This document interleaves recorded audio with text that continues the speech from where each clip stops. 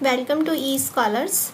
और CBSE 11-12 की इस पाइथन ट्यूटोरियल की सीरीज़ में आज का हमारा टॉपिक होने वाला है वेरिएबल को लेकर किस तरह से वेरिएबल्स को पाइथन के अंदर डिक्लेयर किया जाता है। ये चीज़ अब आज हम देखेंगे और अपना पहला प्रोग्राम लिखेंगे पाइथन के अंदर। ओके, तो ये कुछ वेरिएबल डिक्लेयर करने का क्या तरीका होता है। सबसे पहले देखते हैं वेरिएबल्स क्या होते हैं। हर प्रोग्रामिंग लैंग्वेज में वैल्यूज़ को स्टोर करने के लिए हमें वेरिएबल्स की नीड होती है। ठीक है, तो हम वेरिएबल्स का यूज़ करते हैं और ये वेरिएबल्स किस तरह से वैल्यूज़ को स्टोर करते हैं वो चीज़ हम यहाँ देखने वाले हैं।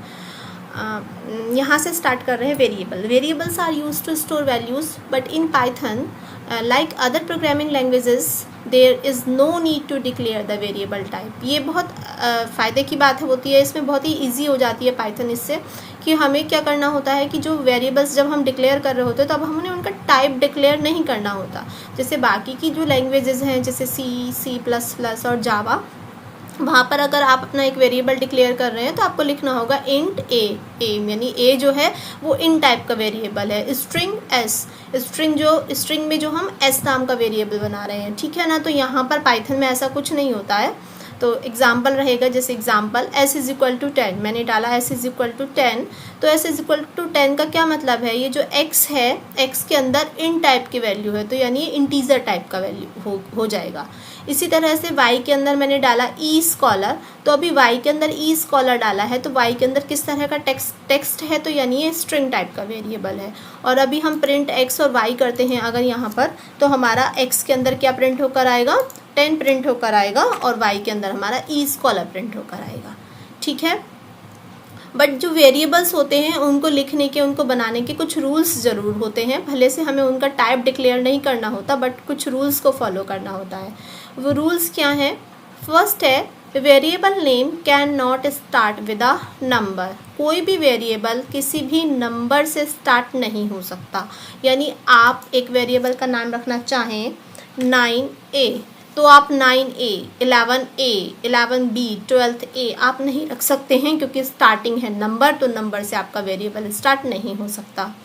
दूसरा, वेरिएबल नेम के अंदर केवल अल्फान्यूमेरिक कैरेक्टर और अंडरस्कोर होना चाहिए, ये वाला साइन है ना। A से लेकर Z तक आप कोई भी नंबर रख सकते हैं, 0 से लेकर 9 तक भी आप कोई नंबर रख सकते हैं, बट वेरिएबल का नेम स्टार्ट नंबर से नहीं होना चाहिए। अगर आप चाहें वहाँ पर कोई नंबर स्टार्टिंग में डालें, राम A, राम 0, है ना, इस तरह से आप कोई भी वेरिएबल रख सकते हैं। A variable name must start with a letter और अंडरस्कोर, ये मैं बता चुकी हूँ, लेटर से या अंडरस्कोर से ही स्टार्ट होगा। अंडरस्कोर नम, ऐसे आप कोई वेरिएबल रख सकते हो, अंडरस्कोर SUM सम, ठीक है ना। Variable name are case sensitive, जो वेरिएबल्स के नेम होते हैं वो केस सेंसिटिव होते हैं। केस सेंसिटिव का मतलब क्या है, अगर आपने स्टार्टिंग में लिखा है SUM सम और नेक्स्ट टाइम प्रोग्रामिंग करते समय आपने लिख दिया कैपिटल SUM सम, तो यानी ये दोनों चीज़ें अलग अलग हैं, है ना, एक चीज़ नहीं है ये कि आप सोचें कि मैंने सम नाम से डिक्लेयर कर रखा है तो मैं बाद में उसे यूज़ कर सकता हूँ। नहीं, ऐसा नहीं होगा। आपके लिए ध्यान रखना होगा कि आपने उसे डिक्लेयर करते समय किस तरह से कैरेक्टर्स लिखे थे, कैपिटल थे, स्मॉल थे या फर्स्ट लेटर कैपिटल था। और कभी भी वेरिएबल के बीच में स्पेस नहीं होना चाहिए, कोई भी there can't be space among the variable के बीच में कोई भी स्पेस नहीं होगा। नेक्स्ट आता है, अब इतना करने के बाद, वेरिएबल डिक्लेयर करने के बाद आएगा हमारा इनपुट फंक्शन। इनपुट फंक्शन, ये पहले मैंने बस प्रिंट फंक्शन बताया था फर्स्ट ट्यूटोरियल में। यहाँ पर इनपुट फंक्शन क्या करेगा, input function accept the input only in string format. अगर हम इनपुट फंक्शन के अंदर किसी भी तरह का इनपुट कराएं तो वो केवल स्ट्रिंग फॉर्मेट में इनपुट लेता है, ठीक है ना, टेक्स्ट फॉर्मेट में इनपुट लेता है। हमें उसे अपनी रिक्वायरमेंट के अकॉर्डिंग चेंज करना होता है। If we need to do any type of calculation in it, we need to convert input into the integer format. अगर किसी भी तरह की कैलकुलेशन चाहिए तो कन्वर्जन, अब कैसे कन्वर्जन करेंगे, देखो ये मैंने 2 एग्जाम्पल लिखे हैं, इनसे बहुत अच्छे से क्लियर हो जाएगा किस तरह से आप उसको कन्वर्ट करेंगे और किस तरह से वो आउटपुट देगा। अगर हम लिखें A = इनपुट और हमने इन्वर्टेड कॉमास में क्या डाला है, एंटर द फर्स्ट नंबर, तो और वो फर्स्ट नंबर क्या एंटर किया, 1। यानी ए के अंदर इनपुट चाहिए। अभी ये मैसेज आएगा स्क्रीन पर, एंटर द फर्स्ट नंबर, तो यूज़र एंटर करेगा। अब एंटर आप कुछ भी कर सकते हैं, मैंने यहाँ पर 1 एंटर किया सपोज कीजिए। तो A is equal to input enter the first number, और बी के अंदर input enter the second number. अभी सेकेंड नंबर 2 एंटर किया है। अभी क्या कैलकुलेशन करनी है? कैलकुलेशन करनी है C is equal to A plus B, okay.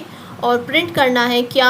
Addition. पहले एडिशन, जो भी कुछ इन्वर्टेड कॉमास में डाला जाता है वो प्रिंट एज इट इज़ होकर आता है। ये मैंने लास्ट वीडियो में आपको बताया था कि प्रिंट फंक्शन जब समझाया था। तो एडिशन यहाँ पर इन्वर्टेड कॉमास में डाला हुआ, तो एडिशन लिखा हुआ आएगा, और इज इक्वल टू कोमा लगाकर सी, यानी जो वैल्यू सी के अंदर हो वो दे दीजिए।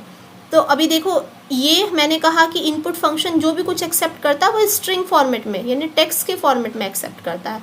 तो उसके लिए तो ये 1 जो है वो टेक्स्ट है, वो नहीं पता, उसे नहीं पता कि ये जो 1 है ये एक नंबर है, 2 जो है ये भी एक नंबर है। तो वो जब सी को लेकर आएगा, C is equal to A plus B करेगा, तो वो इन दोनों को प्लस नहीं करेगा, पहले 1 रख देगा और फिर 2 रख देगा, ठीक है। नेक्स्ट में हम क्या करेंगे, इस नंबर को इंटीजर में कन्वर्ट करेंगे, क्योंकि अभी बताया था कि जिस तरह से भी वो एक्सेप्ट करता है वैल्यूज़ को, यहाँ पर लिखा हुआ था input function accept the input only in string format, if we need to do any type of calculation we need to convert input into the integer. In the second example A is equal to, अभी यहाँ लिख दिया है मैंने input, int लिख दिया है, यानी ए के अंदर जो वैल्यू है वो इंटीजर टाइप की वैल्यू है, और उसे इनपुट लेना है। क्या इनपुट लेना है? एंटर द फर्स्ट नंबर, ठीक है। सेम इनपुट हुआ, यहाँ पर इनपुट सेम वैल्यू रखी है मैंने यहाँ पर कि इंटीजर टाइप का। अब ये जो 1 डाला है वो इंट के अंदर चेंज हो गया है, जो बी के अंदर 2 डाला है वो भी इंट के अंदर चेंज हो गया है। C is equal to A plus B कर दो। अभी जब प्रिंट कमांड हम रन करेंगे तो प्रिंट कमांड क्या करेगी? पहले एडिशन लिखा हुआ आएगा, कोमा सी, सी यानी ए और बी को प्लस करेगा, इट मीन्स आउटपुट होगा 3, ठीक। तो इस तरह से हमारा इनपुट फंक्शन काम करता है। हमें अपने अकॉर्डिंग वेरिएबल्स, यहाँ पर जो वेरिएबल्स का टाइप है वो स्टार्टिंग में यहाँ पर लिखना होता है वैल्यू को स्टोर कराते समय। तो अभी हम इस प्रोग्राम को रन करके देख लेते हैं, और मैं ओपन करने जा रही हूँ पाइथन आईडी। तो फिर हम अपना इसको रन करके देखेंगे कि किस तरह से काम कर रहा है।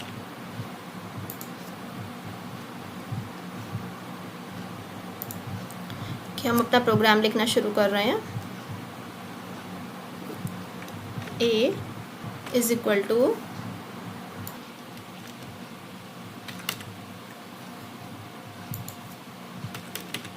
मैंने यहाँ पर लिखा हुआ देखिए, ए इज इक्वल टू इंट, और अभी क्या लिखेंगे? इनपुट। अभी ये अपना फंक्शन लगाया है, अब स्टार्ट कर रहे हैं। इनपुट के अंदर क्या इनपुट कराना है हमें? Enter the first number, okay. ये मेरे को इनपुट कराना है, और ये मैंने पहले अपना एंटर द फर्स्ट नंबर के लिए इनपुट वाला ब्रैकेट ओपन क्लोज किया है यहाँ पर, एंटर द फर्स्ट नंबर, और अब ये क्लोज कर दिया। इट मीन्स डबल ब्रैकेट्स आप दोनों क्लोज कर देंगे, एंटर द फर्स्ट नंबर यहाँ पर ये फंक्शन के लिए, और यहाँ पर इस वाले ब्रैकेट के लिए, ठीक है। इतना क्लोज कराने के बाद मैं करने जा रही हूँ enter the first number enter कर रहे हैं। मैंने किया 5, ओके। अभी second b is equal to क्या चाहिए? b इज इक्वल टू फिर से सेम लिखेंगे इंट, और इंट में क्या करना है? उसको इनपुट करना है, इनपुट फंक्शन लगाना है, और enter the second number, okay. ये इतना क्लोज किया, और यहाँ पर b नंबर आया है। अभी मैंने डाला है 10, first number 5, then second number is 12 डाल दिया है 10 के प्लेस पर, और ये आपका एंटर हो चुका है। अभी क्या करना है? आप c is equal to A plus B, okay, इतना किया। और अभी प्रिंट क्या करेंगे? प्रिंट करना है मुझे c, देखिए 12 और plus 5, 12 plus 5 is equal to 17 हो चुका है। तो यानी इन दोनों वैल्यूज़ को उसने इनपुट में चेंज किया और यहाँ पर कन्वर्ट करके आंसर कर दिया 17। अगर इसी फंक्शन में हम यहाँ पर इंट ना लगाएं तो क्या होने वाला है? तो a इज इक्वल टू, यहाँ पर हमने बस इंट नहीं लगाना है, बाकी सेम वही रहना है, input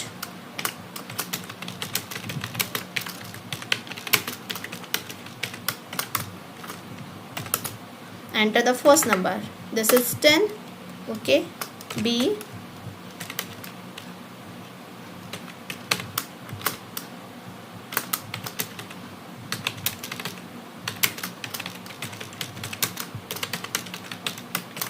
enter the second number, again 10, C is equal to A plus B, और सिर्फ प्रिंट फंक्शन लगाना है अभी यहाँ पर, और चाहिए मुझको C। देखिए 10 और 10 वैल्यू को उसने स्ट्रिंग की तरह एक्सेप्ट किया, यानी उसे नहीं पता कि वैल्यू जो है इंटीजर है, और 10 को प्लस करके 20 आता है, उसे नहीं पता। उसे तो ये पता है कि जो फर्स्ट नंबर है वो एक स्ट्रिंग है, एक टेक्स्ट है 10, ये 10 नहीं है, उसके लिए 10 है, और जो दूसरा नंबर है अगेन 10 है, यानी ये 1 और 10 को अगर मैं यहाँ पर प्रिंट करूँ तो मुझे आंसर मिलेगा 1010। ठीक है, तो ये बस इतना सा है इनपुट फंक्शन। हमें जब भी किसी वैल्यू को इनपुट कराना है तो हमें यहाँ पर एंटर करना होगा कि किस तरह से आप उसे इनपुट कराएंगे। देखिए मेन आईडी के अंदर हम काम कर रहे हैं। जो पाइथन होगा, पाइथन हमें एक स्क्रिप्ट प्रोवाइड करता है जहाँ पर लाइन बाय लाइन करके प्रोग्राम एग्जीक्यूट होता है, उसे कंपाइल किया जाता है। तो यहाँ फाइल में जाएंगे और न्यू फाइल क्रिएट करेंगे, यहाँ पर आप अपनी कोडिंग करेंगे, जो भी कुछ कोडिंग करनी है। ठीक है, और कोडिंग करने के बाद आप उसे यहाँ से सेव कर देंगे, सेव एज। तो जब भी हम फाइल को सेव करेंगे, फाइल का नेम देंगे। फाइल का नेम देने के बाद मैं डाल रही हूँ ई स्कॉलर्स, और .py जरूर डालेंगे। अगर py नहीं डालेंगे तो फाइल को वो एग्जीक्यूट नहीं कर पाएगा, आपकी फ़ाइल को पाइथन में सेव नहीं कर पाएगा। तो आप यहाँ पे .py यानी एक्सटेंशन नेम डालेंगे, और हमेशा अपना काम स्क्रिप्ट में करेंगे। तो इस तरह से वो हमारे लिए फ़ाइल तैयार करेगा। यहाँ पर नहीं करेंगे, ये थोड़ा यहाँ पर करना ज़्यादा ईजी रहता है, बहुत कन्वीनियंट तरीके से हम यहाँ पर सीखेंगे। ठीक है, तो ये eScholar.py लिखा हुआ आया है, और इस क्लास में बस मैंने इतना ही एक्सप्लेन किया है कि आप इनपुट फंक्शन का क्या काम होता है, वो किस तरह से उसे आप यूज़ कर सकते हैं, वेरिएबल्स क्या होते हैं, वेरिएबल्स को डिक्लेयर किस तरह से करते हैं, और उनको बनाते समय किन रूल्स को फॉलो करना होता है। आप इतना करके देखिएगा। अगर आपको वीडियो अच्छी लगी हो, समझ आई हो, तो उसे लाइक और शेयर कीजिएगा, और थैंक यू फॉर वॉचिंग।